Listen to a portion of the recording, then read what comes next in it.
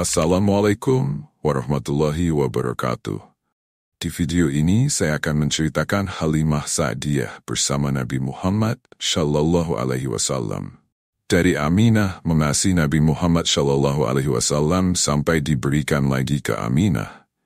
Diceritakan apabila Hawazin mengalami musim kering berkepanjangan. Kekeringan di mana-mana dan menyebabkan gagal panen. Hewan ternak kurus dan tidak menghasilkan susu sebagaimana biasanya. Keluarga Halimah dan suaminya, Harits bin Abd al-Uzza yang dijuluki tak luput dari deraan paceklik tersebut. Terlebih, mereka adalah keluarga miskin. Kondisi ini memaksa Halimah As-Sa'diyah dan sejumlah wanita dari suku pergi ke Mekkah. Setelah menari bayi di Mekkah, wanita-wanita lainnya pun mendapat anak susuan dan akan segera kembali ke tempat asalnya. Saat itulah, Halimah As-Sa'diyah mendapati masih ada satu bayi laki-laki Bani Hasim yang belum diambil oleh teman-temannya. Bayi itu bernama Muhammad Shallallahu Alaihi Wasallam yang terlahir yatim ayah. Nabi Muhammad Shallallahu Alaihi Wasallam sudah meninggal saat Nabi Muhammad Shallallahu Alaihi Wasallam masih di kandungan ibunya.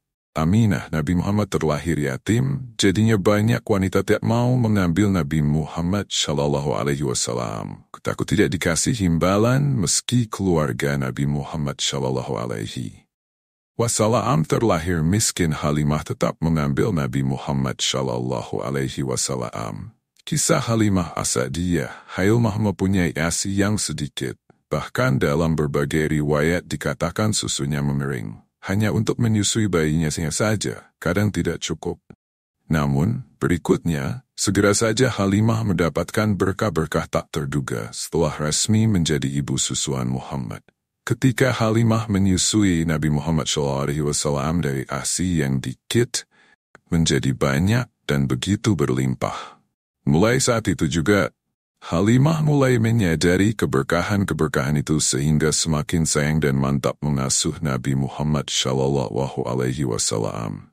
Dan untanya Halimah dari yang tadi lemah menjadi bugar dan kuat, dan untanya Halimah tidak mengeluarkan susu menjadi mengeluarkan susu yang banyak dan berlimpah. Dan Nabi Muhammad Shallallahu Alaihi Wasallam tidak pernah menyusahkan keluarga Halimah.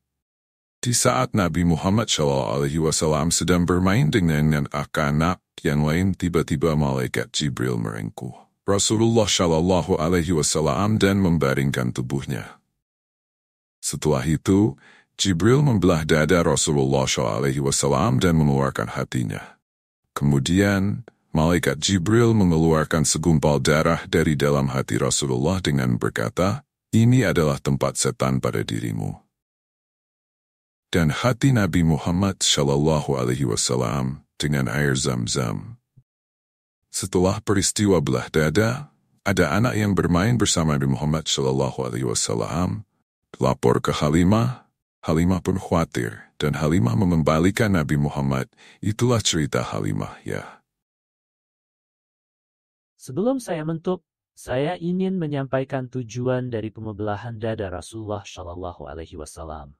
Sebagaimana dalam buku yang ditulis oleh Abdurrahman bin Abdul Karim dengan judul Sejarah Terlengkap Nabi Muhammad SAW, tujuan dari peristiwa ini adalah untuk menyucikan hati Nabi Muhammad SAW. Menurut